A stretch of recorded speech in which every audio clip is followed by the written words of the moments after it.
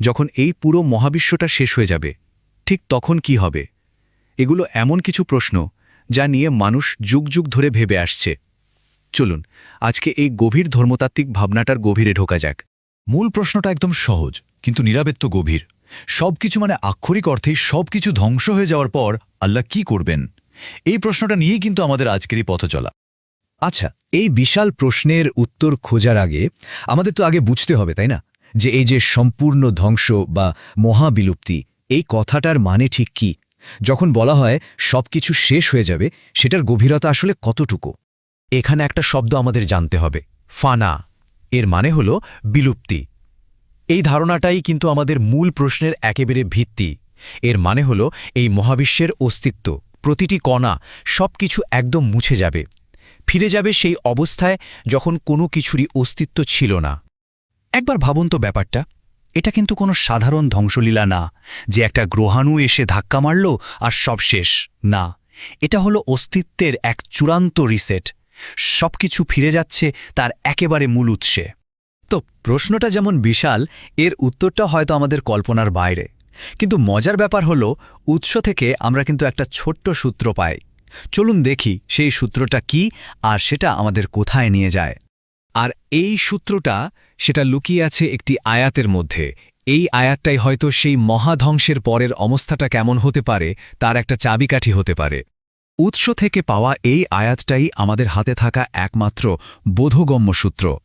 এটা এমন একটা জগতের ছবি আমাদের সামনে তুলে ধরে যা হয়তো সেই মহাবিলুপ্তির পরেও টিকে থাকবে। ভাবুন, এই আয়াতের প্রত্যেকটা শব্দে একটা চিরস্থায়ী শান্তির প্রতিশ্রুতি দেওয়া হচ্ছে। তাহলে চলুন একটু ভেঙে দেখি এখানে কি কি বলা হচ্ছে। এখানে চিরস্থায়ী বাগান বা জান্নাতের কথা আছে, পবিত্র সঙ্গীর কথা আছে, আর আছে অনন্ত শান্তির একটা চিত্র। এই বর্ণনাটা কি তাহলে ধ্বংসের পরের কোনো একটা সম্ভাব্য বাস্তবতার দিকেই ইঙ্গিত করছে? আচ্ছা, এটা তো গেল একটা দিক, কিন্তু প্রশ্নটার তো আরও একটা অংশ ছিল, তাই না? মহাধ্বংসের পর কি সবকিছু পুরোপুরি শেষ, নাকি এটা আসলে নতুন কিছু শুরু? এই প্রশ্নটাই আমাদের সামনে একটা বিশাল সম্ভাবনার দরজা খুলে দেয়।